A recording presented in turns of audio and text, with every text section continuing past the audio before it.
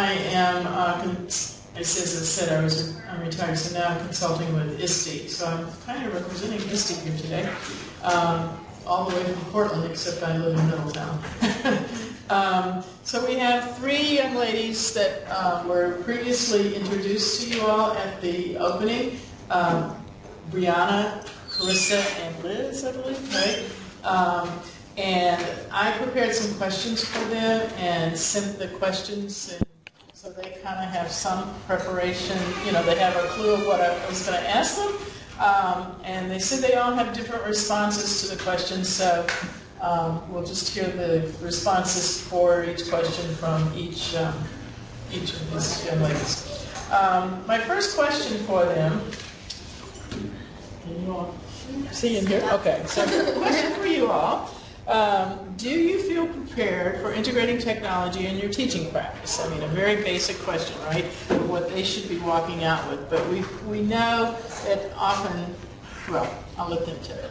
If so, what specifically have you experienced in your program that made you feel confident that you are prepared? Okay? So if not, what more do you need to learn and do to be prepared? Or what experiences does your program need to provide to make you feel more confident? So one question with about 4 questions is embedded in it. But do you feel prepared? If so, why? If not, why not? And what more do you need? Who wants to be first? You want me to go first? Yeah. Okay. Hi, everyone. I'm Liz. So to speak upon the first question about being prepared, I am definitely prepared to walk into my school environment. At my time at New Paltz, I've had the ability to learn many of the basic level tools of presenting with Google Slides and iterating information to students. And with the work of Dr. Green, I've also been able to learn a lot more tools that I can't wait to use in my future classroom, like Hawkseye with Dr. Bell. Also, We'll move away from it. Sitting right there. Okay, right. I forgot what I was going to say. Yeah, so I've learned a variety of different tools at New Paltz. I'm very excited to bring those to my future classroom, and I forgot the second question. What experience? What more do you need? I think what we definitely need is the ability to understand how to teach students to integrate the next level. I feel like we really iterate like Google Slides, Microsoft PowerPoints, but we haven't really had the opportunity as a teacher to learn how to use Google Classroom and track students' data over time. And I feel like after watching my fieldwork CTs, they've really harnessed that in their schools, and it would be really beneficial as a teacher candidate to know those tools before I walk in to my future classroom.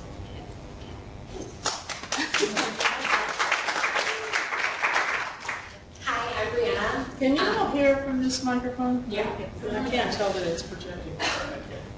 So I think when it comes to being prepared to implement technology in the classroom, in certain aspects I'm prepared just through the different workshops that I've attended this semester and just ways my professors have implemented technology. Dr. Green has done an awesome job providing workshops almost every week this semester that have covered a variety of tech topics. So, like Google Classrooms, I'm not a pro at it, but through her class last semester and dealing with it this semester, I have a really good idea of like how it works. I mean, it's always changing, and you don't always make it like know that they've made changes until you log on and everything's different. But I definitely like have an understanding of how it works, how to use it, at least from the student aspect. We've worked with robotics, which is something that I've become very familiar with. I'm still like working on how to fully put it in your classroom but I understand the basics of the coding, the way the programs work, at least for the dash robots. And I've had experience putting them to test with students through KDP, which is the ARM site. We went to, and we did a robo night at a local elementary school, and then through fieldwork, I also had the opportunity to bring the robots in, and it was more of just doing a quick overview of the different apps, and the students kind of just took it away, and they were able to figure out so many things to do with them, and it was really amazing because they just had little to no instruction. What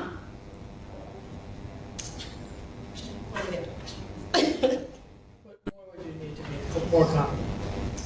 More time to be able to work with different tools. So being able to explore my own, having guidance on how to use them, and definitely understanding how to solve problems when it fails, because that I am very unsure of. I feel like a deer in headlights when something doesn't work right. So I don't know what to do. But yeah. Thank you.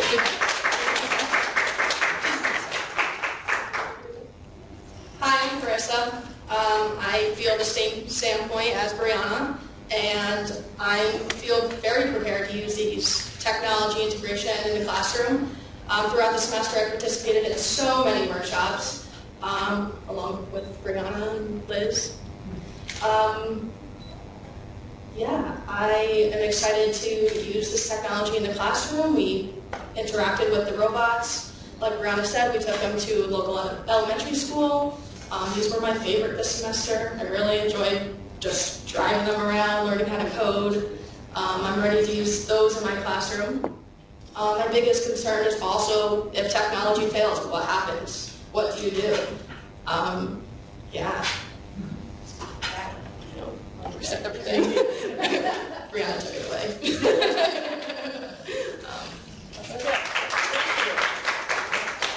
Okay, so we're going to go through the questions, and then we'll see how we're doing for time. But we'd love questions from you all too.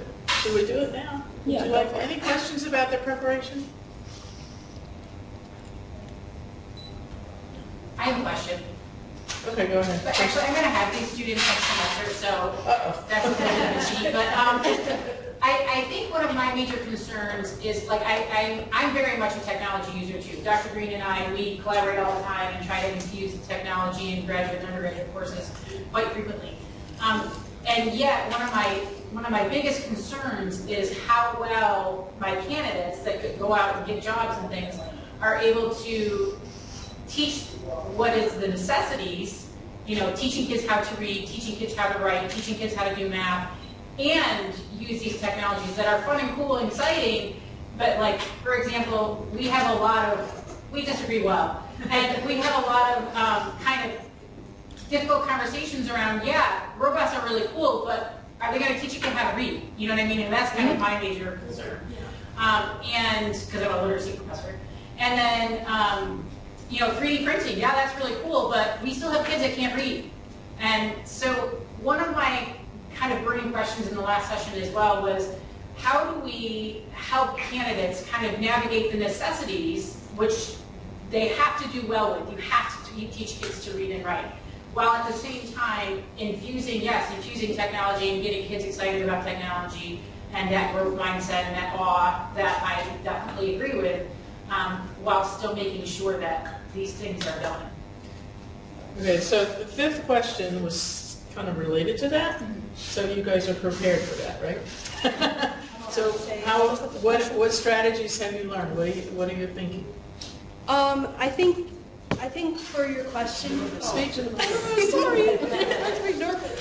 Okay, I think for your question, the main focus is always the central focus of what the students are learning, and a lesson can be great and a lesson can be bad with or without technology. So I think if you focus on for us, I think if we focus on the outcome of what we want our students to learn, and then also match that with the standards, and try and bridge that with searching through with research and finding tools online.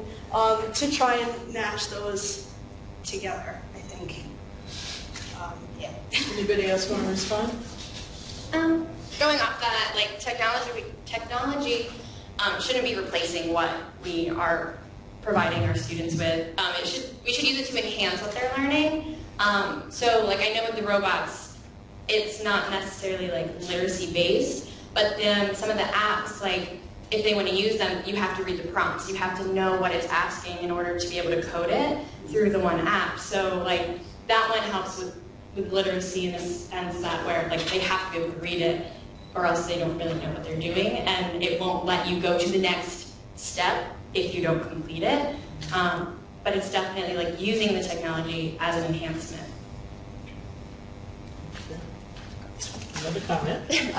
Yeah, I agree with Brianna because not only are they learning how to read as they're doing the coding portion, but there are so many activities that you can do with the dash and dot that enhances them to learn how to do a certain thing. So by coding, they're learning how to move the robots and read from the iPad and then watching the robot do what they're doing. So, yeah, it's product-based. Okay. Can I help something in response as well? I think your responses were awesome. I'm like, we've had a great conversation. So much of it reflected in what you're saying. It's great. I think the hardest thing for us is that so much of the technology is a moving target too, right? Once we wrap our heads around one tool or one idea or one ecosystem, it's like it changes, sort of like what Brianna was saying before. And so that's a challenge for us, right? Because of like what Andrew was saying in the last session, like time and space are things that we really are a commodity here, right?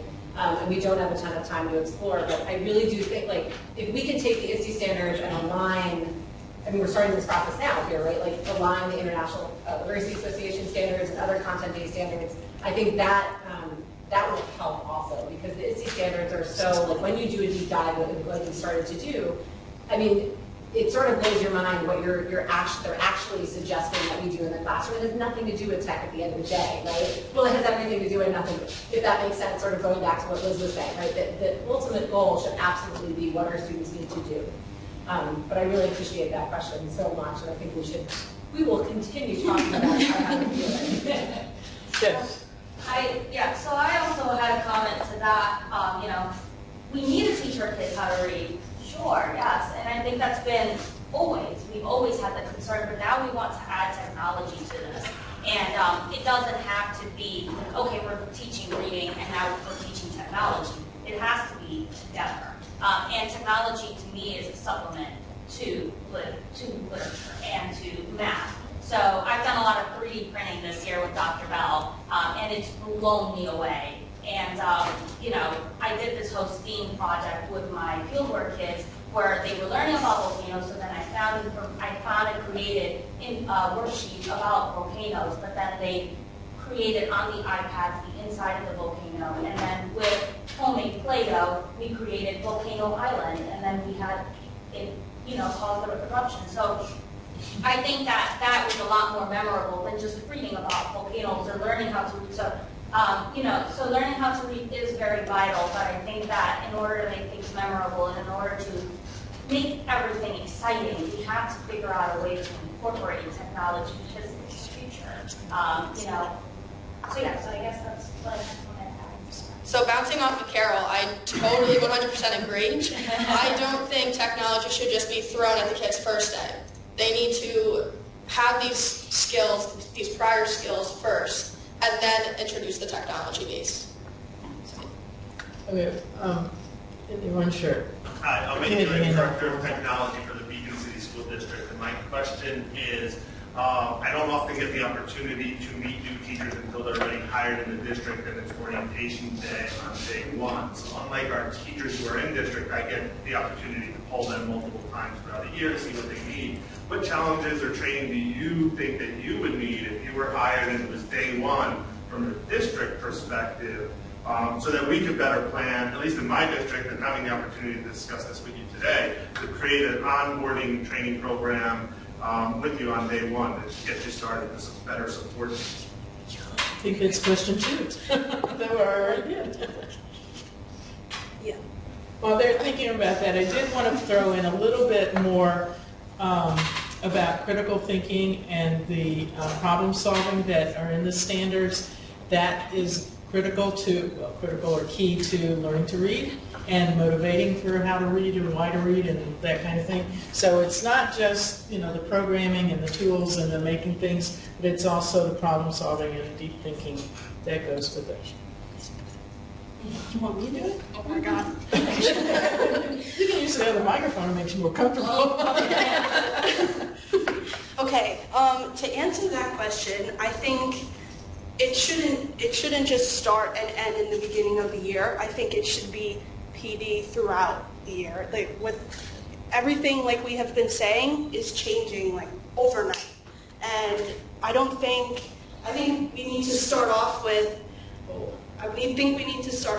like those tier 2 levels of tech. And when I say that, I mean not just like the presentations, but more of like hands-on,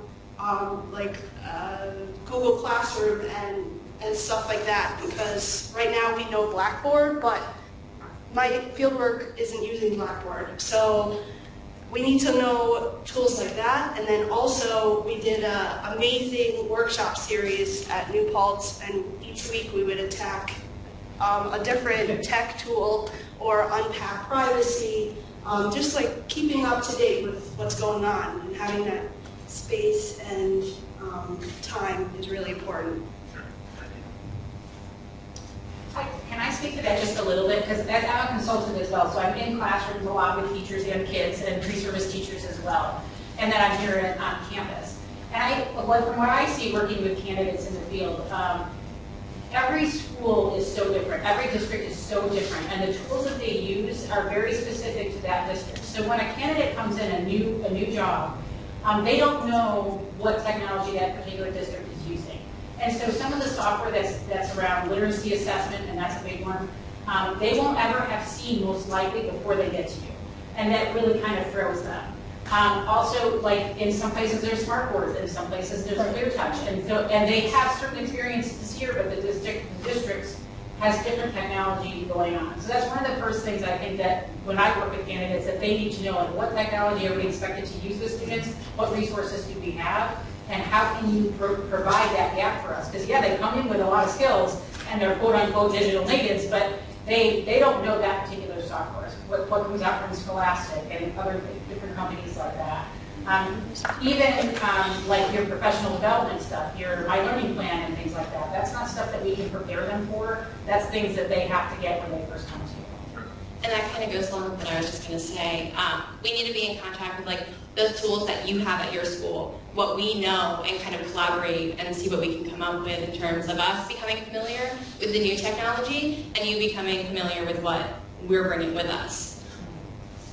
If you were in the last workshop with Dr. Green, she touched upon the transferable skills, and I think that's really important because, once again, we know Google Classroom, but at the same time, we only know the student end of it. We're not taught how to teach that or how to implement that. So I think that's like a big part of it as well. Yes.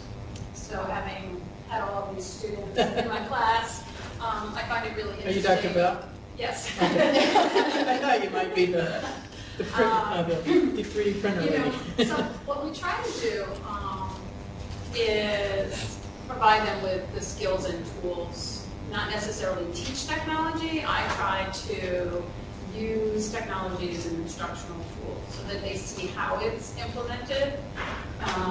But you can't possibly teach everything. And as you said, every place is different. But to address your comment, I would say that motivation is one of the key areas that technology provides for kids. You know, you put robots, you put something on a smartboard and they just gravitate to it. So there's lots of literacy within anything that we're doing, and it's just a matter of getting them to it. I think it provides a lot of differentiation possibilities for different students. You know, more of content integration. I was going to say problem solving as well, because in everything that we do, it's all about problem solving. Right. a couple of points I had in my question, besides the challenges that you brought up, have to do, well, first was administrative support, so I think they pretty well addressed that. The competitive curriculum requirements, I think we've talked about that and how it shouldn't be competitive, it should be integrated curriculum requirements. Parental approval, is there anything you cover or know about whether parents think that's not the, you're not teaching my kid to read, you're letting them play with robots? How do you address that? So parental approval, sufficient technology, we've kind of talked about that. Technology failure, which that's what you're all afraid of, but hey, it happens. And then the student motivation, which you just mentioned, but also how do you measure student learning? How do you measure the student performance and assess that they're on target? Because that's to me, that's the biggest challenge, proving that they're learning something and they're not playing, So, comments? Okay. You always go first. Good for you. In terms of parent involvement in the classroom, my fieldwork this semester has been phenomenal. Thank you. And she really modeled including parents in the classroom really well for me. She created a contract that was signed with the students and with the parents. They use Seesaw, and they also use Google Classroom and many other apps as well. But with those apps, the parents also have to create their own account with the student. So not only does it encourage the student to create good videos, not good videos, but educational videos in Seesaw when they're learning a new topic, and the parent will then go home and get a notification, and they'll go on and say, Jimmy, I love this video, I'm so proud of you. And it encourages the student, but it also, the student then, in terms of like cyberbullying, I guess, recognizes their impact with tech. And then also for your second question about data, my CT also has all of the fourth grade professors, the fourth grade teachers track the student data weekly by pulling Excel sheets from different apps that they're using, like Spelling City, Go Math, stuff like that. And then they put all of that information into one Excel sheet. And that way they can stay on top of who is faltering and who is doing really well, and that helps change the lesson plan for the day after. So, yeah. Any other comments on that one? No? Okay, you mentioned cyberbullying, and I want to switch to that a little bit. So my question is, what strategies can you use to deter cyberbullying? How can you assure parents that their students will be safe digital learners?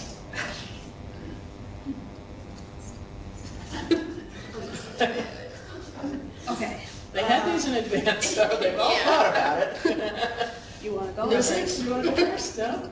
All right. Okay, I'll take it. It's kind of like with what I said before, that digital contract, and really a lot of my fieldwork professors have iterated the importance of having digital citizenship and reminding them that there are privacy laws and stuff that students need to be aware of at a young age. One of my CTs always says, would you like your grandma seeing that? If you don't think grandma would like it, then don't post it. So I think really just, forgot my train of thought. Just don't end the beginning of the year with the talk of digital citizenship. I think it should continue throughout and make sure that it has an impactful purpose. Yeah. Anybody else have anything on cyberbullying? Okay. This is a little bit tough because they're early childhood ed. And the cyberbullying and things like that tend to be more middle school, high school, which they're not as much a part of, and we don't necessarily really think about that with you too much because most of our young kids are not free on social media like that, but I do, as a parent, I know my kid was on social media probably about 5th or 6th grade, and so it is something that we need to talk about, but I can't say that we've done very much. Right, and cyberbullying, yes, but I have a 4-year-old grandson whose mother told me that he's learning some bad things at school, calling each other stinky and things like that. That bullying starts really early. Yeah, but it's not cyberbullying. And so, I know, and so cyberbullying, but it just transfers as soon as they can, spell and read. We do talk about So we do want things like that to in address classroom bullying. environments. And the second part of my question was assuring parents that their child is safe. So you didn't really address that, but I'll take this question and we can come back. Well, comment more on, because I think that this is kind of related back to your question of like, what about, students that can't read yet, and we need to address that initial need. Well, before technology, you have to create a culture in your classroom, which is where stinky comes in. Right. You need to talk to them. Talk to the teacher about it. Yeah, Don't let you them need get to, away. parents do take a part in it, so that once again goes right back full circle in that contract group of parent.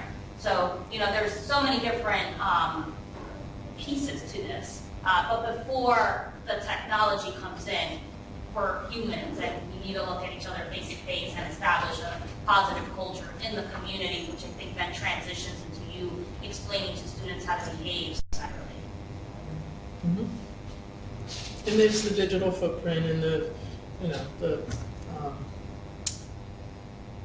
kind of the self-esteem comes into it and who you are as a person and how do you want to represent yourself. And since you have cyber, it's to the world. So, just to be thinking about that. Any other questions on cyberbullying and parents' comfort with that? I think we have one more minute. So my last question was, if you encounter a scenario where the principal suggests that technology should only be used when you've covered the curriculum or students have finished their work, what will you do?